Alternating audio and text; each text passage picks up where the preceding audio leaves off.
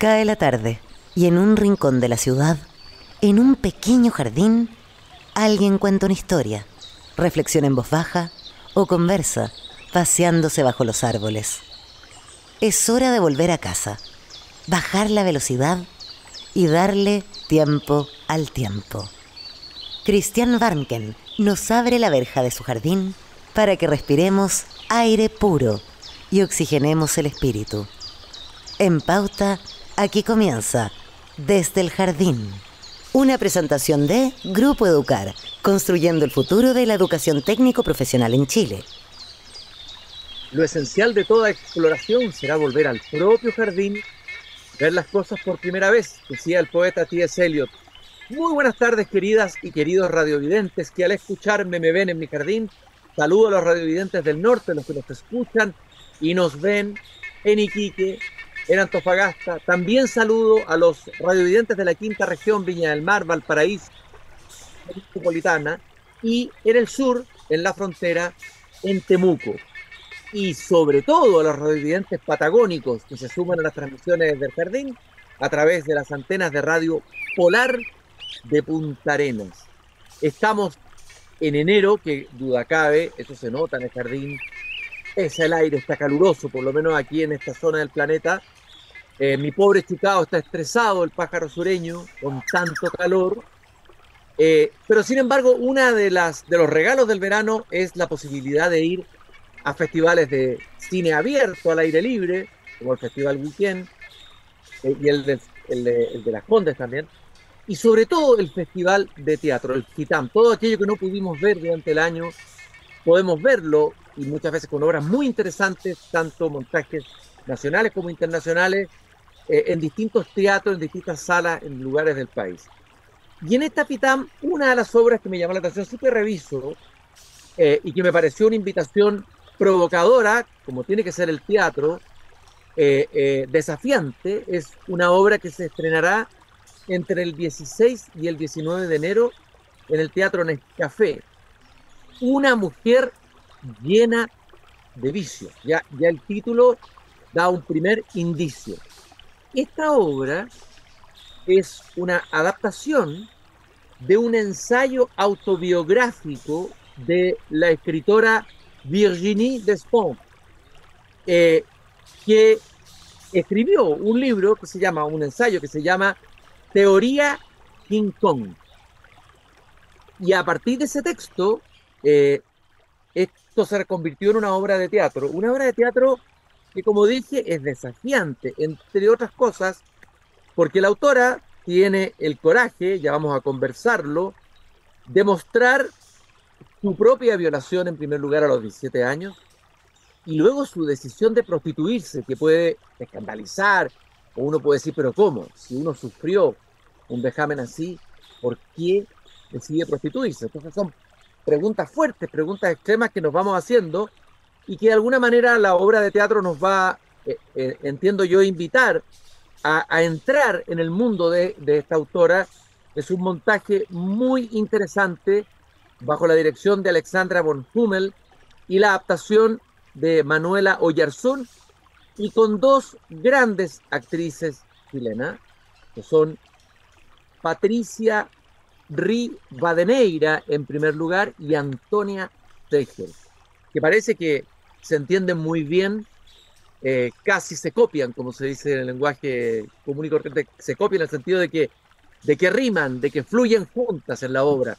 Quiero agradecer a Patricia y Antonia que con este día de calor hayan venido a pasear conmigo esta tarde en el jardín para que nos cuenten un poco lo de esta obra, lo de este montaje en el Teatro Nescafé de las Artes. Muy bienvenida, Patricia y Antonia, a Desde el Jardín. Muchas gracias. Un gusto estar en tu jardín, Cristian. Lo mismo, un gran gusto tenerlas. Lo primero que te quiero preguntar, Patricia, entiendo, por lo que leí en la entrevista de la revista Ya, que tú hiciste una primera bajada de este texto o de la obra de esta autora, ¿no?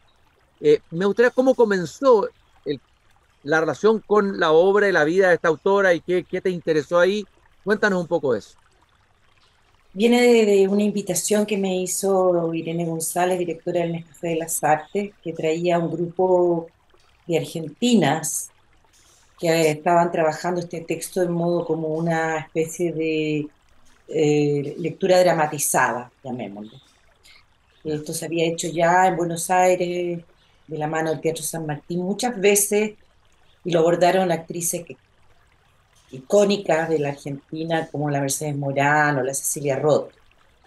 Y me invitaron a mí a hacer como la chilena, venían estas argentinas, un elenco muy interesante, con directoras muy interesantes, y era un capítulo del libro cada día. ¿Ah? El libro Ujú. está como dividido en tres grandecitos, que son la violación, la prostitución, que el capítulo se llama Durmiendo con el enemigo, y después está el momento de pornobrujas, donde ella habla de la pornografía, que es otro de los temas que esta mujer ha abordado en sus 30 años, como 40 años como artista, desde que empieza a reconstituirse a partir del tema de su violación. Lo, Entonces lo, lo primero- me pareció, hiciste tú la respuesta, que este texto podía ser realmente traducido en una adaptación teatral, Mm. ya no una lectura dramatizada. Y en eso el Nescafé me apoyó y me dijo, ya, hagámoslo. Así que esta es una versión teatral hecha y derecha. Ahora, lo primero cuando uno recibe esta información dice, wow, una mujer que lo que sea de comienzo, que sufre una violación, para entender un poco la autora, la historia, qué es lo que hay detrás, cuál es la mirada, cuál es la deriva. Luego se prostituye, la pornografía es una forma inversa o paradójica de redención. eh, eh, eh, eh, en el fondo, se somete ella misma a un vía crucis. ¿Qué es lo que hay detrás de la apuesta? Bueno, estética, teatral, pero también vital de la obra de esta autora, Patricia. Yo creo que ella dice en el texto que ella intuye, ella empieza a trabajar en un sistema en donde de comunicación, como el Internet de la época de los 90 en Francia, ella es francesa, ¿no es cierto? Y se consigue una pega en esta cuestión que se llamaba el Minitel, donde ella escuchaba o desconectaba a gente que estaba tratando de hacer comercio sexual, putas y, y hombres heterosexuales que querían. Entonces ella empieza a darse cuenta que ahí hay que se mueve mucho esto, que hay mucho interés, que hay como, wow, mucha gente, mucha oferta y mucha demanda. Y ella dice que intuye ahí que hay algo que ella tiene que aprender, que le va a servir, que va a aprender. Y ella, después de ese periodo en donde se prostituye, siente que recupera el poder sobre su propia sexualidad, después de la violación brutal que sufrió. Ella empieza después de un tiempo, cuando la violan, ella busca en la literatura, mira qué interesante para ti esto, Cristian, ¿Sí? ayuda, porque ella dice que ella había tenido ya varios traumas, distintas cosas le habían pasado, era una jovencita, una punk muy rebelde, y que no encontraba nada escrito que la Mm. pudiera ayudar a sanar su trauma. Empieza a buscar, a buscar, a buscar y pasa por distintos momentos en su vida y después va construyendo una teoría que se traduce en este libro, el 2006, o sea, ya habían pasado ya muchos años desde que le había pasado este episodio tan terrible. Esta es la teoría King Kong. Bueno, me imagino que el King Kong será el hombre, el macho. ¿Quién es ese King Kong? Antonia. Antonia, Eh, es que se me quedan algunas cositas también que me dan ganas de comunicarte, porque tú hablaste como de un vía crucis a partir de la violación en estos 30 años de vida que ella luego se prostituyó y luego dirigió porno. Y claro, hace un sentido porque hay un dictamen que una mujer no se puede recuperar de una violación. Es Mm, un dictamen, es como si te recuperas, entonces a lo mejor no fue tan terrible, ¿no? Entonces a mm, lo mejor le gustó, porque mm. el dictamen es que es algo que tú no debes poder superar para... para estar diciendo que está mal. La manera de decir que está mal es que tú no te recuperes. Y ella Y es desafía... uno de los objetivos de los hombres cuando violan, es eso. Sí, entonces ella desafía ese dictamen, más que en un vía crucis como articulado moral, como nosotros tenemos asociado el vía crucis, en que uno, qué otra manera, que uno podría pensar si uno le saca todos los adjetivos y también connotaciones que tienen que ver con ese dictamen a la prostitución, que son mujeres como que no son autónomas, que son pobres, que son drogadictas, que no son dueñas de esa decisión, que es la última decisión. Si uno dice, bueno, y si no es la última, y si yo quiero recuperar el poder y mi cuerpo, puede ser un buen camino, ¿me entiendes? ¿Por qué no? Es un buen camino para recuperar la autonomía de un cuerpo que fue ultrajado de esa manera y la agencia, la decisión de con quién sí, de con quién no, de cobrar. Y luego recupera el imaginario sexual en la pornografía y también con eso corre el tupido velo de que la pornografía, todas estas instancias son instancias tremendamente machistas, donde siempre, o sea, en la pornografía también, el rol de la mujer es una mujer que no es agente de deseo propio, sino que su deseo es satisfacer al hombre, y como todo el entramado social en estos supuestos bajos fondos reproducen eh, una convivencia bastante que hemos tenido que ir quebrando entre mujeres y hombres y que realmente lleguemos a una mejor convivencia, ¿no?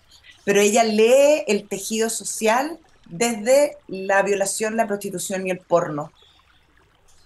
Y claro, no quiero que me cuenten el final, pero sí interesante saber, ¿recupera finalmente ese control, esa autonomía como sujeto? Es decir, ¿consigue el objetivo que buscaba? O sea, Eh, escribe un libro que es un manifiesto feminista. Que es una bomba. Y que, o sea, yo encuentro que objetivo check, check, check, porque es un manifiesto feminista que hay un antes y un después de la teoría King Kong para muchas mujeres y muchos hombres y en la conversación. O sea, y ella no era una persona que se hubiera preparado para ser una pensadora Feminista. feminista y finalmente... O sea, yo diría más, y creo que esto es interesante. Si Giselle Pelicot hubiera sabido lo que le hacía a su marido antes de Teoría King Kong, probablemente no habría denunciado, ujú, porque no habría tenido ni siquiera dónde ir a denunciar.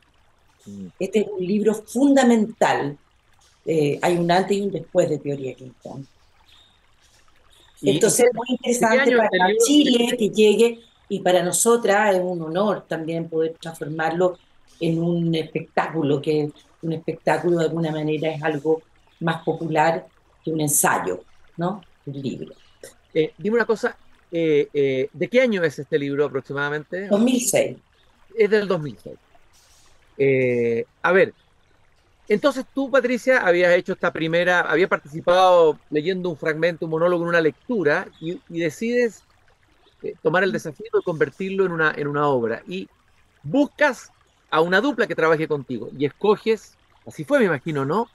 Invita A a la Antonia porque invitarte a somos, es- eh, hemos estado siendo muy amigas, somos vecinas, y yo sentí que ella podía tener el coraje, porque es un texto arriesgado, hay que tener coraje, eso te iba a preguntar. dejar de lado los prejuicios y poner la carne, como la pone la autora.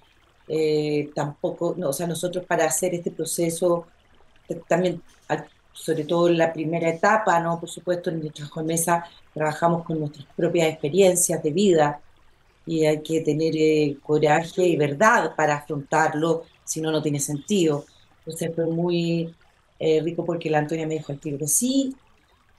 No me acuerdo si había leído el libro. No, no me lo No. había leído, Ah, me lo leí bueno, por yo eso. le llevé el libro y después pensamos juntas en, de hace rato que la veníamos observando como una artista muy, también muy eh, disruptiva, pero bueno, con mucha vocación, con arrojo y con mucho talento y vitalidad, a la Alessandra von Hummel, quien nos dirigió, eh, y con la Manuela Yarzún que nos ayudó a hacer la adaptación, con la que yo también venía trabajando y que es una persona que pone otro, otro lado de una sensibilidad eh, más calma y que nos conoce.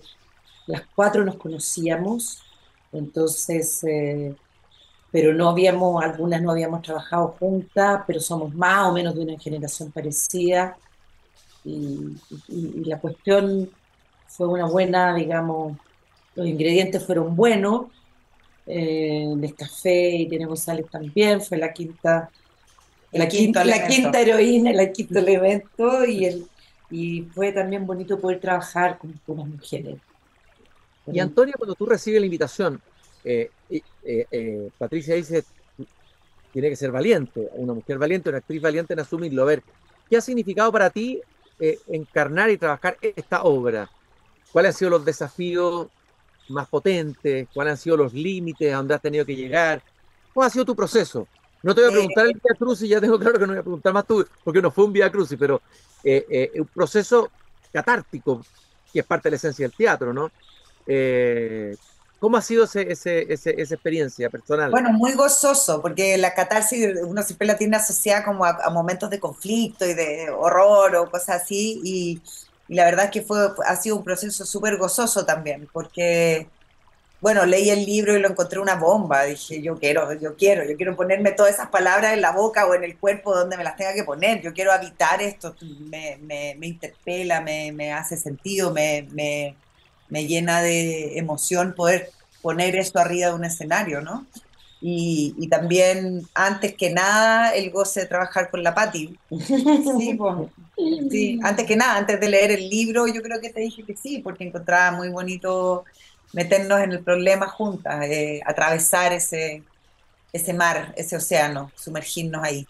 Y, y claro, nosotros, o sea, nosotros somos de un tiempo donde nos pasaron las cosas que nos pasaron o de las que habla la Camille Paglia, principalmente era a una edad donde las cosas no tenían nombre, todo esto no tenía nombre, no existía la palabra femicidio, no existía la palabra acoso, no existía agencia para, ni siquiera para identificar lo que te estaba pasando muchas veces. Entonces, eh, y yo veo, no sé, pues ahora los niños, las niñas están mucho más articulados porque en algún minuto ocurrió el cambio gracias a mujeres muy valientes que se atrevieron a nombrar y a cambiar una realidad desde lo primero que es nombrar, como lo que decía la Patricia. La Giselle Pelicot, una vez que entendió lo que le habían hecho, supo cómo se llama. Yo me acuerdo cuando yo era chica, yo montones de cosas, no sabía no tenía agencia para nombrarlas.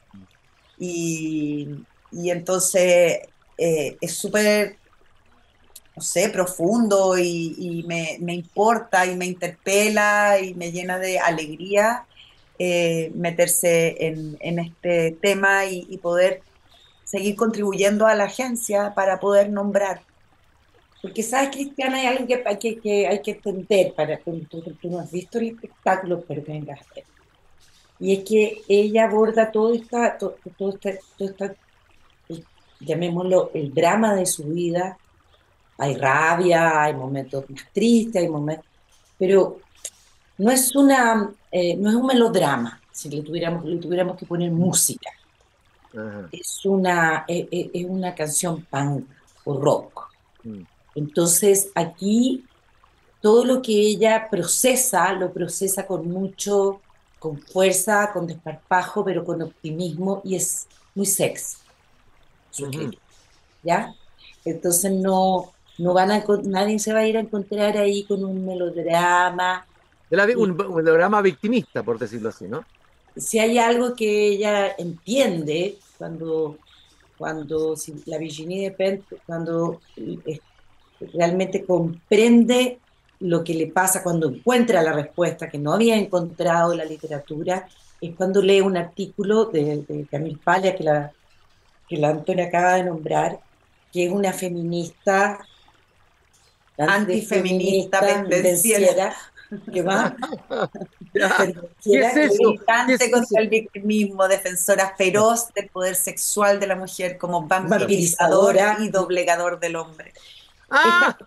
¡Qué, qué buena! ¿ah? Ya, te tiramos una interesante. bombita. Ella tiene un libro Eso podría ser una maravilloso. especie de sinopsis. Sí, totalmente. La Antonia escribió esa frase, Ya, una así de su bio.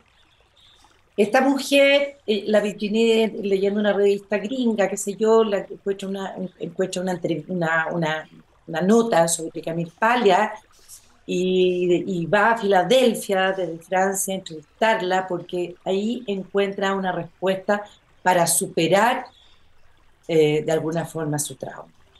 Donde Camille Paglia le dice, mira, la violación es un riesgo inevitable. Los cuerpos de las mujeres son cuerpos violables. Y mm, si tú quieres salir de tu casa, tienes que saber que estás corriendo ese riesgo.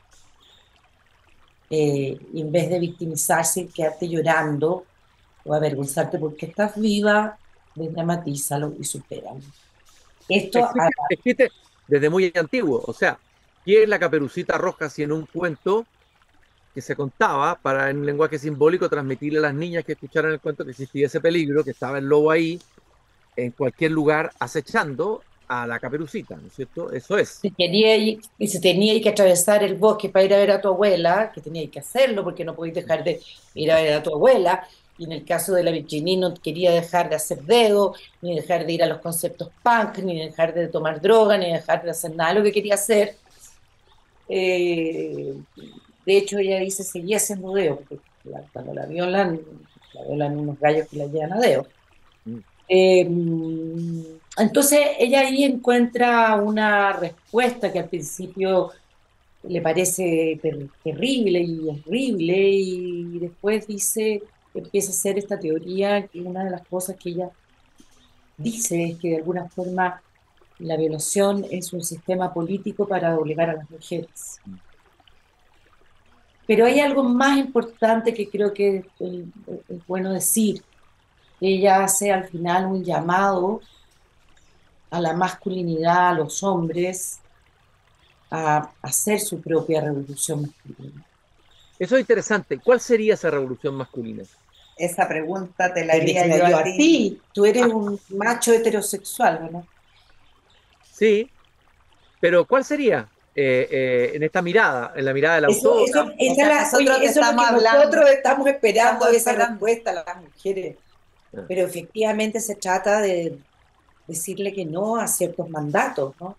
O sea, ella también habla de la trampa de los mandatos para hombres y mujeres en un punto, ¿no? Y cómo es un mandato que está muy vinculado con la producción. Las mujeres a la casa a tener las guaguas, porque si no las podemos violar, las podemos tucutucu, a la casa, los hombres a trabajar, Y a la ¿no? guerra. Y a la guerra. Mm, Y entonces es un mandato de producción y que es súper antiguo, que era antes de que la mujer entrara al mundo del trabajo, antes de claro, que claro. pudiéramos conquistar los derechos que hemos ido conquistando a punta de pelear por ellos. Curiosamente, por todo hemos tenido que pelear. Es absurdo pensar que las mujeres hemos tenido que pelear para poder votar. ¿Qué hay Mm, detrás de eso? Y no es tanto tiempo el que ha pasado. Hemos tenido que pelear para poder separarnos de los maridos. Hemos tenido que pelear para poder trabajar. Hemos tenido que pelear. Hay algo ahí que también hay una conversación pendiente de ya, cuando dejamos de pelear y generamos nuevos acuerdos, porque estos acuerdos quizás también tienen a los hombres hoy día medio sin conducta y que les falta una reflexión que capaz no esté en su naturaleza también hacerlo de la misma manera que las mujeres, pero y les iba a preguntar ahí, porque el público que va a ver esta obra, mayoritariamente mujeres, o es un público no, que va también hombres, ¿y cuál es la reacción y qué pasa con los hombres con esta obra de teatro? Mira, de los amigos que han ido, todos están fascinados, eh, tocados. Logramos con la Antonia y con la ayuda también de los medios de comunicación, como tu programa, hacer una invitación a los hombres, porque esta es una invitación justamente porque creemos que somos una especie maravillosa y que el tiempo está maduro para dejar todo esto atrás, o sea, no puede seguir pasando lo que acabamos de descubrir que pasó en Francia, no podemos seguir aceptando que los femicidios no disminuyan. Tenemos una conversación pendiente y yo creo que estas son instancias que la, que la promueven. Entonces, lo que yo he visto de los hombres es que, y mujeres que han ido, es que todos salen con muchas ganas de reflexionar y de pensar, pero han empezado a llegar cada vez más a la sala hombres. Y eso ya es una gran cosa, como un gran paso, ¿no? Desde luego, desde luego. ¿Cuál fue del punto de vista teatral, cuál fue el desafío mayor de la adaptación de este texto? ¿Cuál fue el desafío teatral o los desafíos teatrales que ustedes tuvieron que enfrentar? Desafíos. Yo diría que lo primero, esto es un ensayo en primera persona de una mujer y a la Patricia se le ocurrió que fuéramos dos. Muy Claro, fantástico para mí, ya, pero interesante. era un ¿Y por qué desafío dos? súper grande ¿Y por qué dos? transformar un relato de una persona en dos. Y Ah, ya, ahí ya. yo creo que la directora y la dramaturga, la Alexandra y la Manuela, también al tomar ese problema como una imposición, encontraron algo que es alucinante porque es una y son dos y son todas y son las voces contradictorias que uno tiene adentro, que son a veces dos o 10 o ni una, ¿me entiendes? Y bueno, somos dos mujeres vestidas exactamente iguales, peinadas exactamente iguales, que opera como todas las dimensiones de una persona, ¿no? Mira, porque siendo un ensayo inteligente, interesante y francés, está lleno de contradicciones, no está Claro, lleno de verdades, gracias a Diosito Santo. Que, ah, por suerte, porque si no, no lo habríamos, seguramente no lo habríamos abordado. Entonces, como está lleno de contradicciones, estas dos mujeres también están, eso genera acción. El teatro se mueve por contradicciones, ¿no? Se mueve por choques, no se mueve por acuerdos. Entonces, claro. funcionó muy bien. Tensiones dialécticas ahí, ¿no es cierto? Claro. Y lo que ustedes están diciendo me acordó esa frase, esto de que son distintos voces internas, todas esas voces que nos habitan a cada uno somos un baúl lleno de gente, ¿no? Pessoa. Eh, Pessoa, claro. Rimbaud, cuando él dice en el siglo XIX, yo es un otro, dice Rimbaud. En ese mismo texto dice, algún día, hablando de la poesía del futuro, las mujeres tomarán el control del destino, no solamente del destino de ellas, sino que el destino incluso de la poesía, ellas nos enseñarán grandes cosas, ellas nos guiarán, creo que dice Rimbaud. Ay, Eh, ¿dónde hoy en, dice en eso? la, en la carta al vidente, que es su Me gran voy a teoría anotar al poética. tiro, me lo anoto. Carta al vidente. Búsquenlo en la carta al vidente, es impresionante que Rimbaud haya dicho eso en el siglo XIX. Y lo Wow. dice de manera mucho más bonita que Muchas yo. gracias. Yo quiero agradecerles, Patricia y Antonia, esta conversación sobre esta obra, como dije al comienzo, desafiante, como tiene que ser el teatro siempre. El gran teatro chileno ha sido desafiante y tenemos que volver al teatro, tenemos que ir al teatro, tenemos que encontrarnos con nosotros mismos a través del teatro. Una mujer llena de vicios entre el 16 y el 19 de enero en Teatro Nescafé, una adaptación del ensayo autobiográfico Teoría King Kong de la autora Virginie Despont. Y esta autora, me imagino que está viva, está en Francia. Vive en Barcelona. Barcelona, estuvo casada para que tú aquí con Paul Preciado, Sí, ¿ya? Y tiene una perra y tiene como 57, 56 años y tendría que venir a Chile. eso tiene que venir a ver la obra de ustedes, pues obviamente. Obvio. Ah, ¿Ah? sería interesante que viniera a verla y qué le pasa ahí, cómo ve su texto convertido en obra de teatro. Creo que además me parece muy interesante esta idea, qué buena, de convertir un ensayo en una obra de teatro. Uno podría pensar replicar esto para tantos ensayos tan interesantes. Bueno, la Patricia viene trabajando con lo de Maturana también. Hice la adaptación del árbol del conocimiento. El árbol del conocimiento, mira, qué interesante.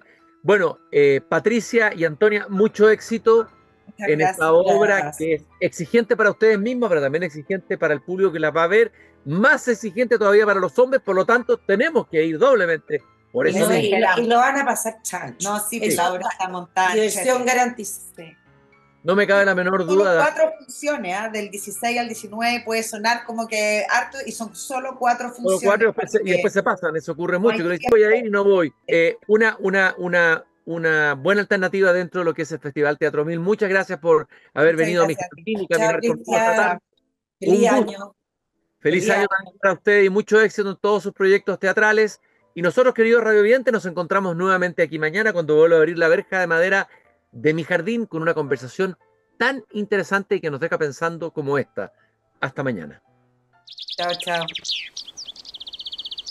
Es hora de cerrar la verja de madera del jardín. Pero Cristian Warnken la volverá a abrir todos los días de lunes a viernes a las 20 horas en Radio Pauta, cuando comience de nuevo Desde el Jardín. Una presentación de Grupo Educar, construyendo el futuro de la educación técnico profesional en Chile.